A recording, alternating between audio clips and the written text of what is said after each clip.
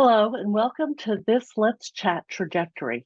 My name is Karen Emmons and I am a VASO board member, one of the technology event group leaders, and a national event supervisor.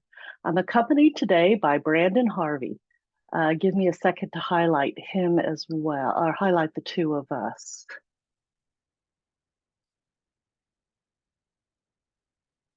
Let's see, let me try that again. There we go. Brandon Harvey is a physics teacher at Oakton High School. He's been an event supervisor for many building events over the years for VASO and will be part of our tournament appeals committee this year. Last year, he was our event supervisor for Trajectory, so he has lots of experience in seeing what happens in this event and where people go wrong. I should also tell you that Brandon is the husband of our state director, Emily Owens, and they own a gargantuan but adorable dog named Eddie Van Halen, who, we'll see if he makes an appearance later. I think there's a cat named Zoe too, but she never appears. In our time this morning, we cannot possibly cover every rule or situation in the rules or VASO clarifications. Nothing we say here today supersedes a rule or clarification. You'll still need to read the rules. Read the rules often because every time you do, you'll see something else and then read them again. And don't forget about the VASO clarifications on the website, which are as binding as rules. Excuse me. As we get going, I encourage you to put your questions in the chat and I'll keep an eye on them to make sure they get asked. Again, thank you for joining me this morning, Brandon. So, absolutely, Brandon, you're muted. Great. Okay. So let's start. What is the task in Trajectory? Okay, so for Trajectory, this is the I believe second year running, and there are a couple changes this year. We'll get into those in a little bit, but the long and short of it is we are creating a device to launch a ball, and that ball is supposed to hit two different targets. You get up to 4 shots during your competition time. One of those targets this year is on a raised platform. The other one will be at ground level. So that's the basics of the event. All right. And since you mentioned the elevated platform, that's on the near target, right? So there's a near target and a far target, and it's the near one that's elevated. Correct. Okay. Absolutely. All right. So how is this, as we continue to talk about what we need to know, how is this event scored? Because it's always important to aim for the best score. Absolutely. Ultimately, there are 4 elements that go into scoring. You're going to have the best shot for the near shot, the best shot for the far shot. You're going to get what's called a charge score, which is essentially everything in the notebook that has scoring elements. It goes into a lot more depth in section 7 about that. I believe it's section 7C specifically.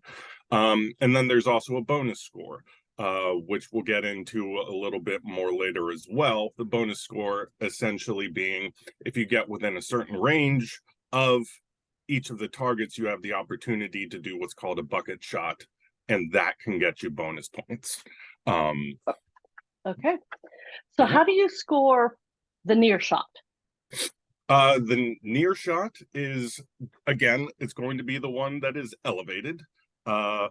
And that the goal is to get at least within 500 millimeters of the center of the target. If you do that, then you'll get the opportunity for this bucket shot. But first, let's stick with the near shot itself.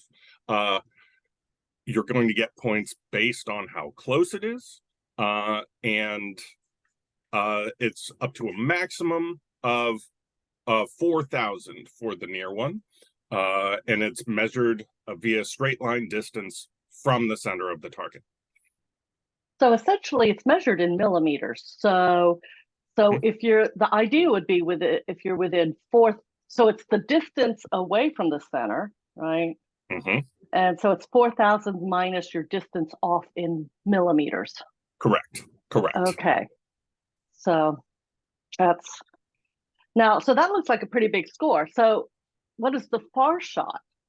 The far shot is going to be worth 2,000, and it's measured the same way. Also, that one is going to be on ground level, but the 2,000 is also measured straight line distance, and the distance away in millimeters will be subtracted from that score. Okay, great. So it looks like on the surface, so it looks like the near shot is worth potentially twice as much as the far shot. That is correct. That is correct. But go ahead. Oh, sorry. I was just going to note that as far as the other scoring elements, the chart is worth, sorry for that sound, the chart is worth up to 400 points as well. And then this potential bonus bucket shot is worth up to an additional 500. So the maximum score a team could get is 6,900 points. Actually, we're going to address the bucket shots in a minute. So let's Okay. but I think you could take 2 bucket shots, so you could get Thank you. 1,000. Yes. So, thank you. Thank you for that correction. If you, So 74. that's my understanding, yeah. But that's quite an aim. Now, let's go back to the near shot though, because I hear a rumor about a complication with the near shot. Can you explain that to us?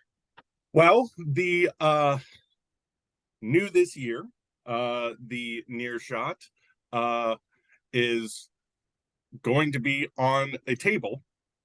So it's going to be on an elevated surface, and your shot must hit that table to get points. So that is a very significant difference in that you can't be as far away as one might hope and still be able to score it. As you know, given that it's measured, that the score is reduced by the distance, normally you would hope, well, there are 4,000 millimeters in 4 meters, so I can be almost 4 meters away and still get some points. That's not the case for the close one. It has to hit that table, and the table is, let's see, I think ours is 1.2 to 1.3 meters square, something of that nature. So it's going to be a little bit larger than a meter square, and so that's going to be the part of the tricky thing here, is that it's not only are you trying to hit an elevated target, but you have to hit the target to score. Right. So you really can only be, instead of, so let's say it's 1.2 meters square, you can really only be 0.6 meters away from the center to earn any points on that near shot. That is correct. So the accuracy of your device in the near range sounds hugely important. Absolutely. And that's a interesting change from this year from last year. There was more leniency in being able to still score while being further away. And we're going to get into some of the pitfalls in a little while, some of the things to keep in mind while you're exploring the event. But one of the main things that I can really suggest, and I'll be harping on multiple times in the next little while, is you need to practice. You need the device doing what you want it to do. You need it to do what you expect it to do. And the only way you're going to be sure of that is by using it a lot. We have a question. Can you get a negative score? No, it is not possible to get a negative score. There are potential tiers via competition and construction violations, which we can get into later, but the worst you can do is get a 0. Right, so the worst you could do would get a 0 for the near shot, a 0 for the far shot, a 0 for not turning in any charts, which shame. Yeah, okay, so no. And if you don't get close enough to either of the shots, you're not eligible to do the bonus shot, so you can't score that either. Right. Okay. So the target, just as a note to people, because I'm married to the person who built the table, in the rules, the table only has to be a meter square. And Vasa went as big as we possibly could and still put it in a vehicle. Right. So you may as you go to other tournaments, whatever those tables, whatever the table for the near target are, can be varying sizes as long as it's over a meter. But I can't imagine you're going to see a whole lot bigger than what we've got. We've got the biggest thing that fits in a minivan, and because we have to cart it around. So, so that's the reason for that particular dimension. We wanted to give people a good shot at it. So for the far target, you said 2,000 minus the distance. So you'll get score as long as you're within 2 meters, right? Because it's on the floor. Correct. So there's no weirdness about measuring that. Right. Exactly. Exactly. Okay. All right. So let's since this was an event last year, you pointed that out to us. How about and we'll go a little bit more into bucket shots, a few things in a few minutes. Can you highlight what the changes are this year from last year? Certainly. I mean, the easiest one, the one that we've already pointed out multiple times at this point, is going to be that elevated target. The event is called Trajectory, and Trajectory is going to be all the more important this year because the accuracy is so much more important, and because you have to hit multiple heights. You don't want a shallow launching device. Let's see. How high will the table be? I'm sorry. No, good thing to say. Thank you very much. Let's see. Let's see, what is the height? Can't that change at It different? varies at Yes. regionals. At Yeah. regionals, it's half a meter or 1 meter above ground. And for your edification, I'm looking at section 6C1 for each of these measurements. So at regionals, half a meter or 1 meter above ground. At state, it's 1 or 1.5, and then it can go up to even 2 at nationals, but that's a long way away. But actually, I think it's state. I think I've read that it can be anywhere in between 1 to 1.5 at state. So it's yes, that is so correct. you only have 2 potentials at regionals, but it could be anywhere over that span at states. Okay. All right. So yeah, so clearly, like you were saying, you got to have some arc. Flat shots are just going to go right into that table, aren't they? Right. And hitting the side of the table does not count as hitting the table. Or hitting a leg. Right. Right. Okay. It has to hit on top.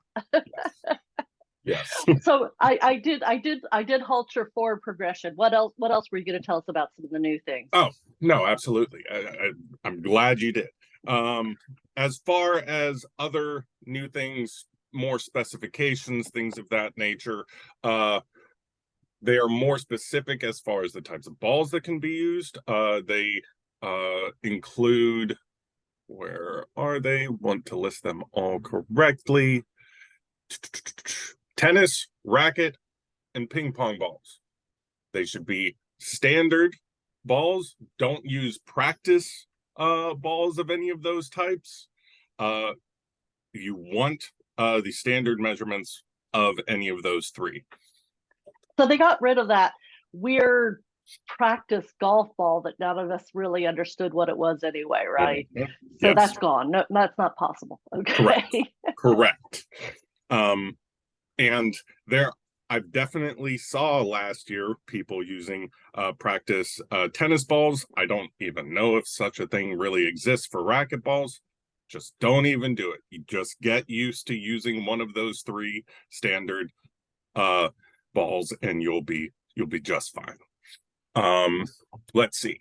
Other changes. We have a bigger launch area this year. This one is a 1.5 meter square box. And what that means as far as devices are concerned, we need to have longer triggers than we did last year. We still have that 75 centimeter barrier. Actually, I could go ahead and share that now if you Right, like. we have an exhibit. This exhibit is on the VASO trajectory page. Yes, I was That actually going to show them how oh, I got there. sorry, Uh, go ahead.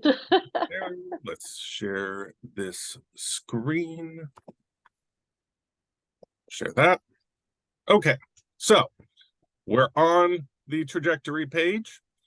We scroll down here, we see the specific charts for both the competition area and for the launch area. Now let's see. Let me here. Actually, let me do the other one first. Yeah. So this is what we were talking about. This is the launch area right here with the 1.5 meter square in the middle. We see the launch device, which is going to be 60 centimeters square.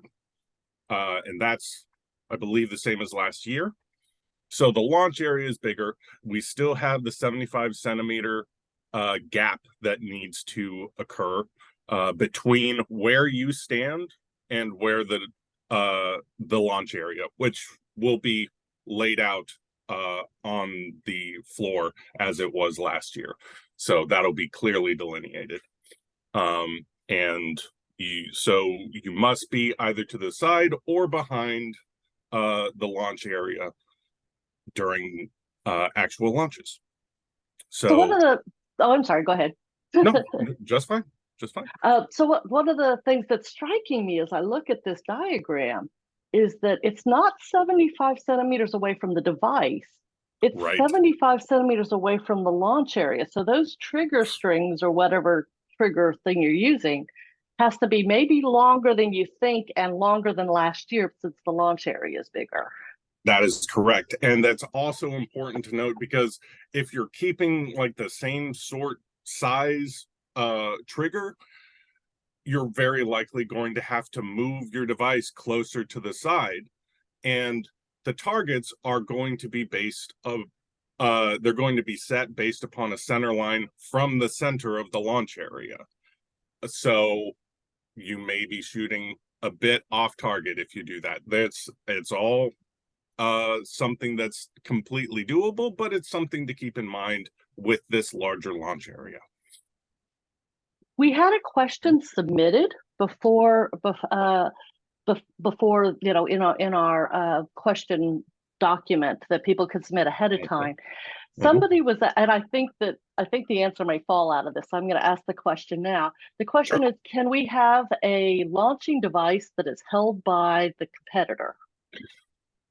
That would be a no. And the reason for that may be self-evident once we look at this diagram.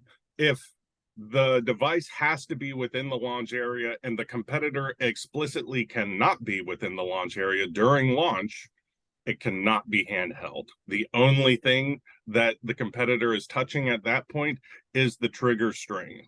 And that is simply to be able to release the launch mechanism. Right, which does not literally have to be a string, right? We just keep calling it the trigger string, but it could Correct. be, okay. That's great. one of the more common ways we've seen it done. Okay, great. Before we move on to the diagram of the whole thing, which I know,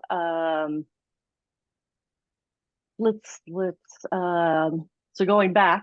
So, okay, so I think maybe there was one other new item you wanted to address for this year.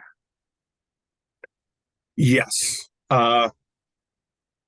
We've changed, or the event has changed how construction violations will be assessed, or specifically the consequences of construction violations. Students will be informed of those potential violations and will be given the opportunity to fix the device during their competition time. Assuming they do that, their final score will be multiplied by 0.7. If you can't fix it, that's when we're going to be dealing with a tier. It'll be put down to tier 2, which means you can still compete if it's deemed safe, but it will be in that second tier, which is going to be below anybody that was in tier 1. So the important thing here is that the fixing is allowable, but you will have a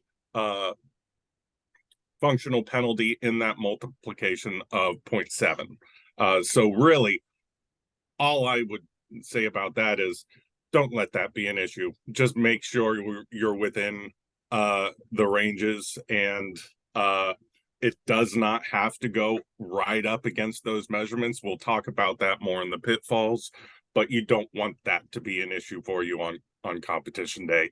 And the more you get used to the device, the more you're used to what it's capable of doing, the more you're ideally going to be aware of its capabilities and what it needs to be. So to clarify a couple of questions that I was having as you were talking, obviously if there's no construction penalties, there's no 0.7 multiplier or anything like that to reduce the score. If you have a problem and you can fix it, you get this multiplier, but you're still in tier 1, correct? Correct. That is correct. So it's only construction problems that cannot be fixed in that competition time that get in tier 2. I noticed, and I've noticed that the word tier does not explicitly appear in the rules, but they call it. But we're calling it what it is because it says it will score behind everything else, which is a functional tier. Yes, absolutely. And that time to fix a construction violation comes out of your time for your shots too. So if it takes you 7.5 minutes to fix, probably the most important aspect of this is, yes, you can fix the thing, but it will have to be remeasured and made sure that it is then compliant, and all of that is going to eat into your time for competing. A lot of people get their competition dialed down to that time frame, and to have it taken away from you for something that could have been fixed well ahead of time is just not something you want to deal with. Yeah, very soon, Nationals has these up, and very soon VASA will put up their version of the forms that the judges will be filling out, the judging forms. So you can prejudge your own devices, use those forms to good effect to make sure that you're legal, right? That'll help. I would even, it can't hurt to have somebody else use the form on your device, because they will see things with a rawer eye. They're not looking at things the same way you are. Getting more eyes to make sure that everything is compliant cannot hurt. Great advice. That's a good one. All right. So you had another diagram that you had up ready to show us. So how about if we take a look at the competition area diagram? All right. Got that queued up and back here so that I could share. And right there. There we go. So this is a smaller section of the launch area, as I was talking about. And this center line, the imaginary line listed here, is what I was talking about how each of the targets are going to address the launch area. Now, each of these, which again is shown, it's one of these that you can click on the main trajectory page. Each one of these specifies how the various targets are going to be located prior to the competition and where they will be on competition day. So the near target, as we talked about before, is at least 1 meter by 1 meter square. Let's see. The marked centers of the targets must be separate by at least 2 meters and are between 2 meters and 8 meters in front of the launch area. Let's see. So the closest one of your targets is going to be is one, the raised target, and the closest that can be to the launch area is going to be 2 meters. The furthest a target can be is going to be the far target, and that is 8 meters. Now, the near target will be on the center line. The far target, on the other hand, can be off as far as 2 meters from that center line. And then finally, there is the bucket shot, which can be requested and can be placed anywhere within that launch area. Or I'm sorry, not the launch area, the what would we call it? The target zone. The test field? I don't Yes, know. the test field. That sounds good. Okay, so the near target can be closer or further away, but always stays on the center line. Yes, that is correct. And the far target, again, can be closer or further away or moving side by side. Mm-hmm. Am I seeing? So I'm kind of reading the notes on this. In the bottom left here, it talks about the distance between the two targets too. Mm-hmm. So yes, the targets are going to be at least 2 meters away from one another, measured from the center of those targets. Okay. Looking to see if we have any questions about this diagram. Sure. I don't see anybody putting questions up. I'll keep an eye out still. Before you get rid of this diagram, maybe this is a good time to talk about the bucket shots, right? We've mentioned them a couple of times, but we've kind of pushed it off in favor of the basic core stuff. So let's talk about the bucket shot. When can you get a bucket shot? So we're going to have both the near target and the far target out. You get a maximum of 4 shots in your competition. You need to let the judges know which target you are aiming at. You can do them in any order. But if you get within 0.5 meter or 500 millimeters, as the specific measurement we'll be using, of either of the targets, then you can request what is called the bucket shot. I'm gonna break you here. I'm gonna break you here though. You said 4 shots. Correct. 2 have to be associated with the near, and 2 have to be associated with the far, right? You can't take like Correct. 4 shots at the near. Yes, that is correct. Absolutely. Okay. Good So sorry, I was just thinking that was clear. Okay, so yeah, so it's and you can only request this bucket shot. It replaces the second shot, right? That is correct as well. Yes, Okay. because you only have 2 shots at each target, you are sacrificing the second shot at that target in order to go for the bucket shot, which is why it's scored differently from the shots at the targets themselves. The bucket is worth up to 500 points to you if you can get it in the bucket. That's also, as was mentioned before, why you can potentially get 2 bucket shots. If you get within 500 millimeters of each of the 2 targets, you can request a bucket shot for each one of them. Now that's within 500 millimeters of the center of the target, right? Yes, so that is correct. Okay. Absolutely, yes. So for the near shot, you just about almost, I mean, given the size of our table, you just about have to hit the shot. You have to hit the table too. Exactly. Exactly. Almost. It's not literally true, right? I mean, hitting the corners of the table might actually still be outside of the range. As we mentioned, it's only 0.5 meter. Our table is about 1.2 meters square. So there is space on that table that is outside of the bucket shot request range. Okay. But you can still score them, which is nice. And then on your diagram here, or this diagram here, then you're showing us, so where can the bucket shot go?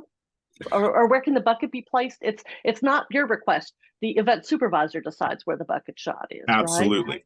Right? And it can go anywhere within the competition area, which is past the launch area. It is subject to the same limitations. It cannot be where the targets are actually currently located, and that location of the bucket will not change. What's the best way to say it? You get up to 2 bucket shots. Both bucket shots will be at the same location. So it's not a different bucket shot if you qualify for it on the near target versus if you qualify for it on the far target. Exactly. Okay. Okay. The bucket location. Mhm. Now the bucket's not out, right? So the Right. students, but the bucket location, they'll know where it is going to be before they Yes. request the bucket shot. Mhm. Okay. So they'll be able to have that, factor that information into deciding whether they're going to request the bucket shot or not. Absolutely. Absolutely. But yes, that is an important thing to note. The bucket will not be in the competition area until it is requested for. And then a judge will go out and place it where it goes, and you will have your opportunity for glory. Now it's 200 points if you hit the bucket at the first impact. Not if it bounces, but but even if you hit the side of it, and then an additional 300 if you get it in. So it's either 200 or 500 points for succeeding in the bucket shot. But Correct. Confirming with the scoring, taking a bucket shot does not obliterate your first score. So let's say I do my near shot and it's a really good near shot. So I'm going to keep it, and then I'm going to request a bucket shot for the second shot. Mm-hmm. I still get the score for that first shot. The bucket shot is additional. Yes. It is additional. It doesn't wipe out my first score at the. Absolutely. Absolutely. Okay. So and the trade-off. Yeah. Go ahead. I was just going to say that's something that you definitely want to think about. If you are barely within the 500 millimeter area, you can definitely request the bucket shot, but knowing where the bucket is may impact whether or not you want to risk that. You might be able to get more points by attempting a second shot at the initial target rather than trying to calibrate for a completely different location within the limited amount of time you're given. So there is some play there for what makes the most sense for the team at the time and what their devices are capable of. It sounds like a real trade-off in comparison. Is it better to hone in and do better because you've made one shot? So those, yeah. Right. Okay. And, you know, all that really boils down to, again, how much we have practiced, how much we are sure about the repeatability of what our device does. Which means getting it built in enough time to do that practice, which I know can be a real challenge. If you're building the night before, you don't have time to know all that your device does. Right, right. Or even if it's going to function the way you hope it does. Yeah, and I guess as we also talk about these bucket shots, we do have a clarification. I'm sorry, I stopped your screen share. I shouldn't have. Could you share again the VASO page and show the clarification that has been published? It has to do with the ordering of the shots as well. Mm-hmm. Whoop, that's not right. Go away so I can. There you go. There we go. There. Okay, so if you scroll up, you can see the clarification. Posted October 28th. It reads in full. The question is the bucket in the same location if 2 bucket shots are taken? One being after being close to the near and one being after being close to the far target. The bucket shot does not have to be taken immediately after the shot that earned it. The bucket is in the same location for both shots. That goes back to what we alluded to at the beginning of this discussion. You can take the shots in any order you would like, as long as the bucket shot has been earned. So you have to take a shot that leads to the bucket shot before it. Otherwise, you can do them in any order you like. Perfect. Okay. looking to see if we have any questions on any of that. I don't see any. All right. So how about let's talk about the construction parameters for the devices. Sure. Um, okay, just getting myself situated. So our launching devices must be ready to launch within a 60 centimeter cube. Now, it's also important to note that that cube can have any orientation. We even had some interesting devices that rotated that cube along one of its hypotenuses in order to be able to fit in. The question you have to ask yourself there is, what are you actually getting out of building to those extremes? I guarantee you there are other ways that you can build the device a centimeter or two smaller where you don't have to worry about the size of that cube. We'll get into that more talking about the pitfalls, but it's always, I think, worth harping on, because last thing you want is to realize that you have a nut or bolt that extends out beyond the limits, and you have to, again, spend however much time during the competition to try to fix that. And if it's an important element, maybe you can't even get rid of it. So just don't build up to the edges. It's the risks outweigh the benefits, I would suggest. Okay,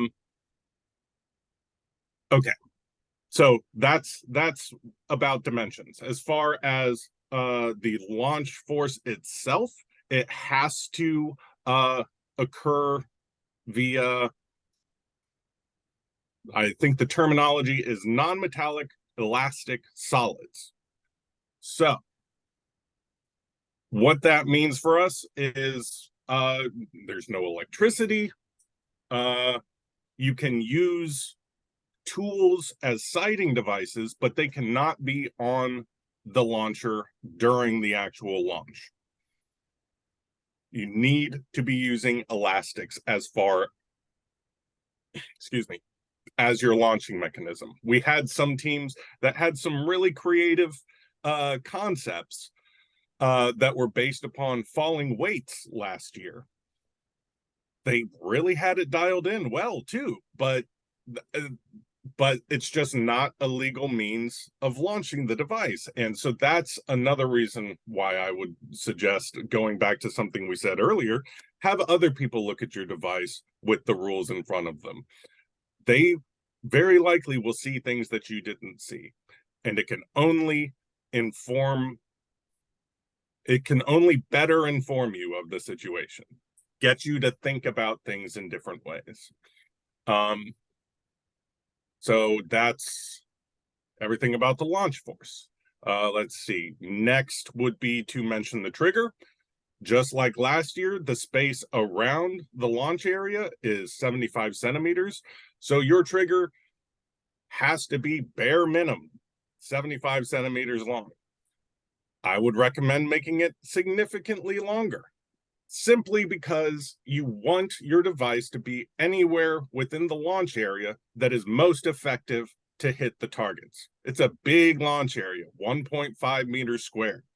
You want to be able to place it anywhere along there that will make your job easier for you. So that means you want your trigger to be as long as possible in order to accommodate for that. If you had a 75 centimeter trigger, you could only put your device on the edge of the launch area, exactly, right? It wouldn't be in the middle. And that's assuming that your actual launch mechanism is on the edge of your device. So let's say the minimum is at least 1.5 meters. I mean, it's just string. That's right? A good way to go. Absolutely. Because there's a 75 centimeters, and then halfway into the launch box would be another 75 centimeters. So that's 1.5 meters at least. Absolutely. And give yourself some extra. Right. Another important thing to consider with that, and we saw multiple teams doing this last year, don't let your team be one of these groups. You cannot hover over that 75 centimeters as well. You cannot lean into the space. You and your body parts and your teammates' body parts must be fully outside of that 75 centimeter area. So, and that's something that some people didn't think about. We're not standing in there. That's not the parameters. That's a really good tidbit. Pro tip. Is that what they call Right. it? And Yeah, it's just so easy yeah. to overlook that I wanted to make sure you all had that on your minds while you're getting started. Really great. The last thing to note, that's a really big element. There were a couple of unfortunate situations last year. Your device must, I mentioned that it has to start fully within that 60 centimeter cube. You can have elements that extend out of that cube during the launch, but they all have to come back within that cube thereafter. Not the Excuse me, Yeah. within the launch area. So if you have a piece that that comes forward, as long as it comes back into the launch area after the launch, without your help, right? Yes. The student can't run and pick it back up and put it back in. It Right. has to automatically come back into the launch area, but it Exactly. doesn't have to come back into the 60 centimeter. It could Correct.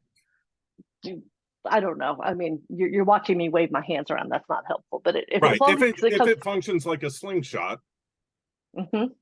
the cradle that you put the ball in has to come back within the launch area. Okay. On its own. On its own. Great. All right. You've been giving construction tips as we go along. Do you have any, and these are all really great ones, do you have any additional ones to add? I mean, the first thing that I would say is I would start each one of your meetups while you're getting started with this by reading the rules in their entirety, rereading them, pointing out if you all see something you think your teammate might be interpreting differently. The more comfortable you are with the minutia within these rules, the better off you're going to be come competition time. Okay. To answer, yeah, I can answer that question right Well, now. let's finish the construction tips and then refer back to the launch. Okay. To the launch diagram. I think the launch Sure. area diagram. So Sure. I already have mentioned not building to the limits. Several of the most competitive devices had even up to 10 centimeters of extra space. So there are absolutely ways to build these devices that are not going to be getting you into potential trouble at limiting yourself by size. Speaking of that, with these different requirements this year, specifically having targets that are elevated, this is going to be, we're going to have some very different devices this year than we did last year. We sort of have shown with our hands multiple times that we're going to have much more arcing shots this year. So that's something to keep in mind as well. Like, depending upon how competitive you want your device to be, already be thinking about what the capabilities are for something like states, where it could be, the target could be as high as 1.5 meters. I mean, nationals could be as high as 2 meters. That's quite a big arc that you need to accommodate for. And so the repetition of those higher arcs is going to be paramount to achieving success in this event this year.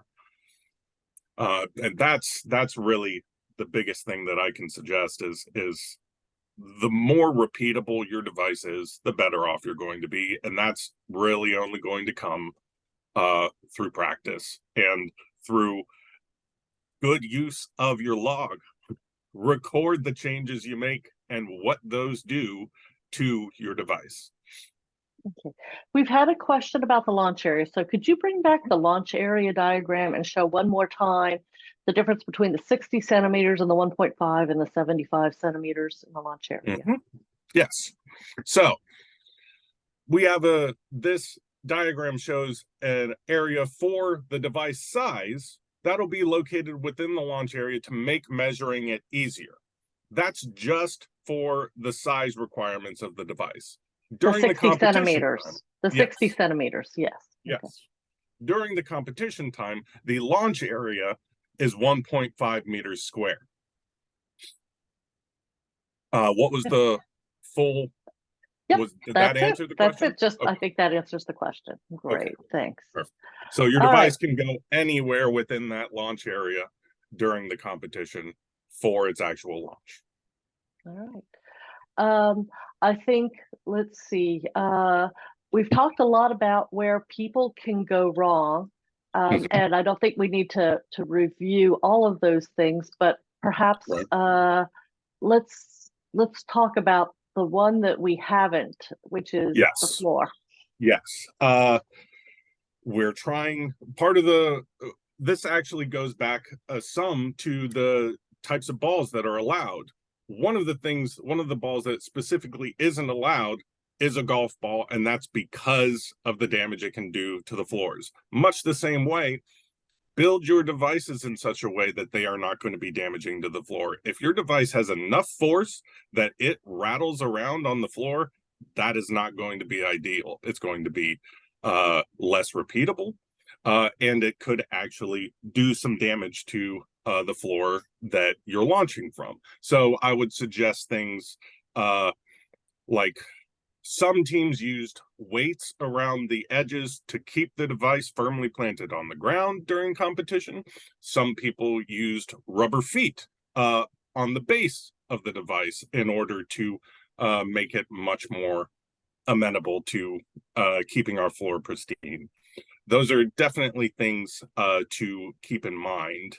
And yeah, I think that especially taking that sort of care with your design is going to pay dividends to the repeatability of it going forward. Well, and the real truth is, if we think that that's going to damage the floor, we won't allow it to launch, because we're liable for that. So that would just be devastating for all involved. All right. For sure. Final note here. So just a few notes about tournament day. What it's going to look like. This is an impound day. You need to bring your projectiles. They have to be impounded. You cannot bring a projectile with you and expect to use it at your tournament, at your competition time. It must already be with the device. Your log must be impounded as well. Things that don't need to be impounded are tools and goggles. That said, you need to bring them with you. So do not forget them where your team is or anything of the like. It definitely is a goggle event, so you have to have those with you. Let's see. 8 minutes to set up. And take the shots, right? You set up and take the shots. So you just have an 8 minute. So that's another thing to practice, right? Is making sure that you. Okay. So your setup of your device and each one of those 4 shots that you're hoping to take all have to occur within the 8 minutes. Okay. Now, there's the potential that your final shot could occur within the last few seconds. Us measuring the shot is not going to, if that goes beyond the time, that will still be counted. That's not something you need to worry about. As long as the shot occurs within the time frame, it will count. All right. Well, great. I think we've come to the end of everything we wanted to cover. Let me take one last look to see if does anybody have any last questions for Brandon. It doesn't look like it. Brandon, thank you so very, very much for your time this morning. This was very helpful. And we look forward to seeing everyone at tournament.